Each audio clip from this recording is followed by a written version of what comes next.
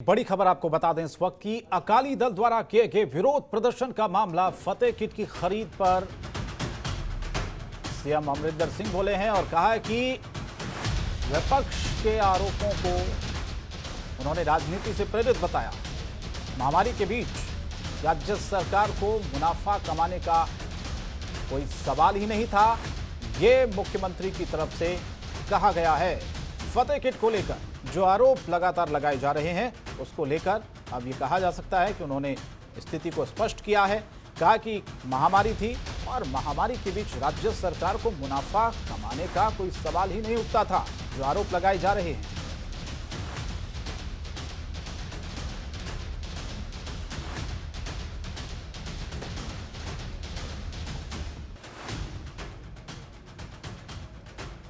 तो फतेह किट को लेकर जो विरोध प्रदर्शन किया गया था उसी को लेकर अब सीएम ने इस बात को कहा है।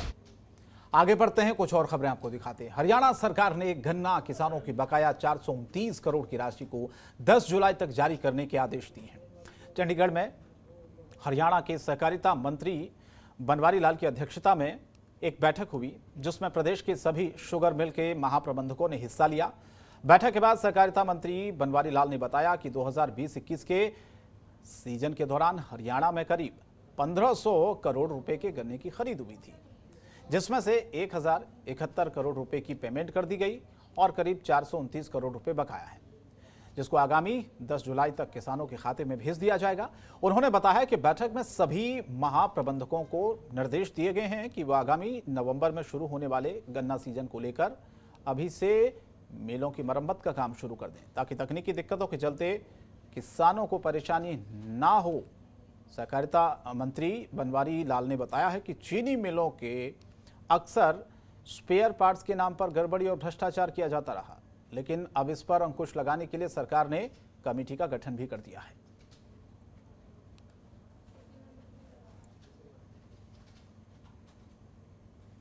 आज सभी शुगर मिल्स का जो रिसेंट हमारा क्रशिंग सीजन था उसके बारे में रिव्यू किया गया और सभी शुगर मिल्स के एमडीज को बुलाया हुआ था।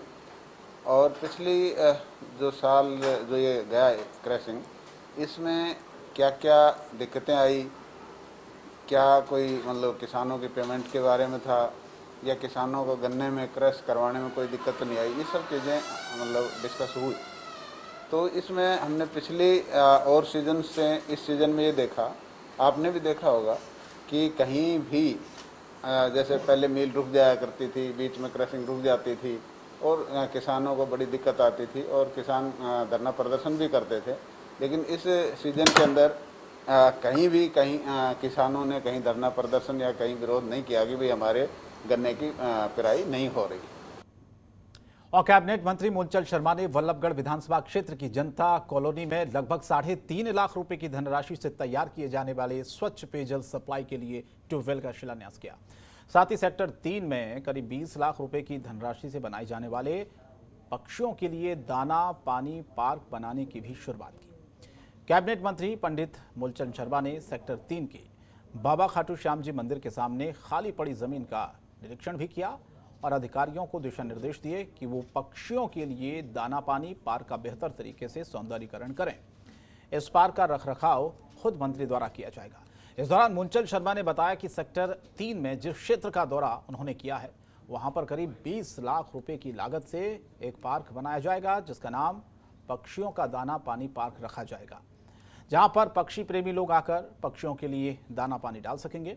उन्होंने यह भी बताया कि यह पार्क करीब 2.5 से 3 महीने में बनकर तैयार भी हो जाएगा। इससे पहले कैबिनेट मंत्री मूलचंद शर्मा ने बाबा खाटू श्याम जी मंदिर ट्रस्ट को भी मंदिर के नवीनीकरण के लिए भी 5 लाख रुपए की धनराशि दी है।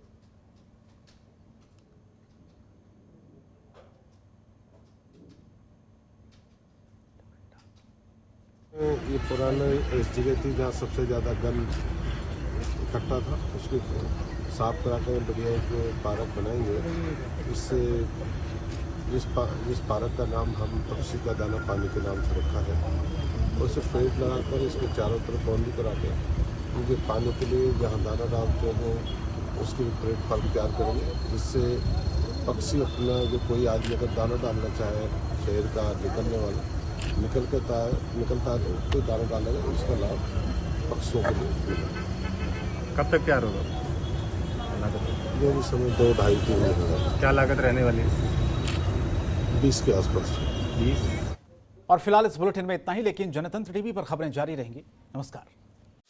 खबरों के निष्पक्ष विश्लेषण के लिए सब्सक्राइब करें Jantantra TV and press the bell icon. Never miss any update.